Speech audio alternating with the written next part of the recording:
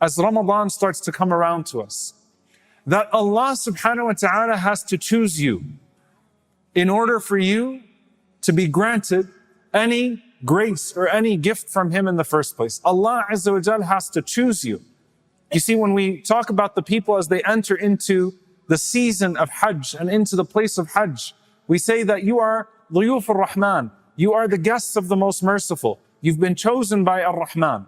There's a level of choosing that comes from Allah subhanahu wa ta'ala for every single one of us when something good is unlocked for us. And all of us, by extension, have some level of being chosen. Huwa ijtabakum. Allah Azza wa Jal chose you as an ummah, as a people that would carry on the message of Islam, the legacy of iman, transferred through all the prophets. You're a chosen nation. And that does not mean that you have no responsibility. That means that you spend your entire life trying to be worthy of that choice and to not lose what Allah Azza wa Jal has bestowed upon you, to not lose it. And so you know that you did not earn any of this because of you. But you also know that you could lose it because of you. And you don't want to lose it. And so as we come back to this ayah, قُلْ مَا يَعْبَأُ بِكُمْ رَبِّي لَوْلَا دُعَاءَكُمْ. Say that your Lord would have no care for you, has no value for you, if it is not for your dua.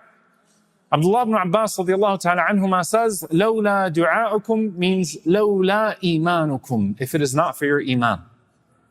Your iman is what gives you value in the sight of Allah subhanahu wa ta'ala. And Allah Azza wa Jal chose people with iman. He does not turn away the sincere pursuance.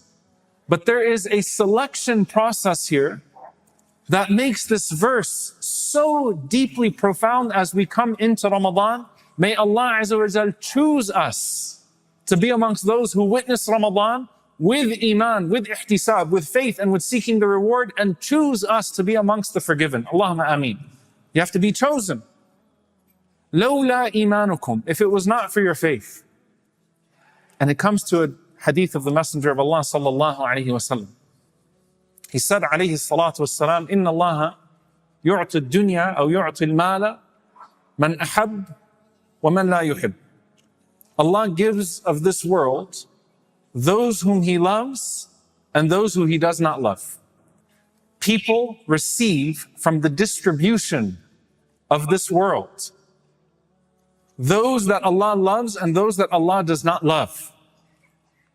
Because it's distribution, and that distribution of this material world is not necessarily a manifestation of Allah subhanahu wa ta'ala's love and blessing and favor. So there is a distribution. Some receive and are tested and fail. Some receive and are tested and blessed. Some are denied and they are elevated because of their patience as a result. But it's distribution. It's not random. It's divine. But it's not a distribution of Allah's divine favor. When Allah Azza wa Jal distributes this dunya. وَلَا يُعْطِ الْإِيمَانَ إِلَّا مَنْ يُحِبْ. But Allah does not give iman to someone unless He loves them. There's a difference between divine distribution and divine selection. Iman is divine selection. And it's also not random. It comes through something.